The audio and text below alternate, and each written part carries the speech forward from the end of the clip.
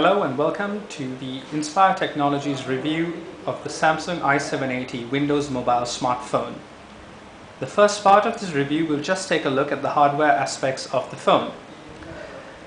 As you can see, the phone has standard QWERTY keyboard which is found on most Blackberries, and the entire look of the phone is very akin to the BlackBerry 8800 International Edition, which sadly was not launched in Sri Lanka.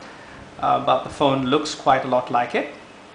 The front part of the phone is finished in a gloss black finish, whereas the rear is finished in a matte black finish.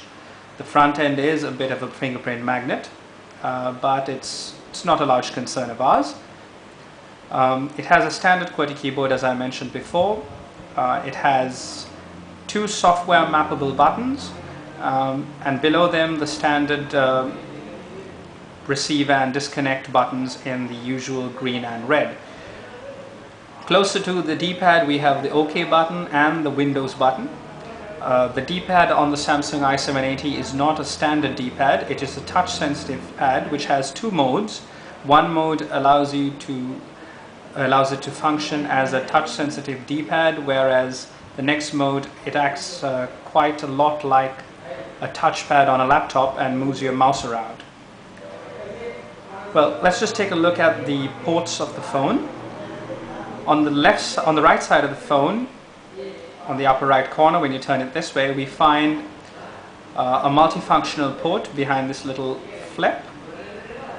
This port functions as the USB connector for connecting your phone to the laptop.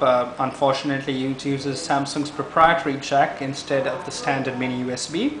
It also acts as the input jack for your headphone. There's no 3.5mm jack here, as we would have hoped, and it acts as the charging port for your phone. On the left side of that we have the slot for inserting your micro SD card.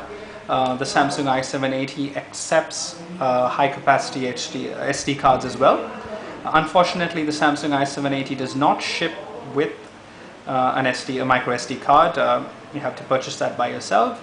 On the left side of that is the application launcher button.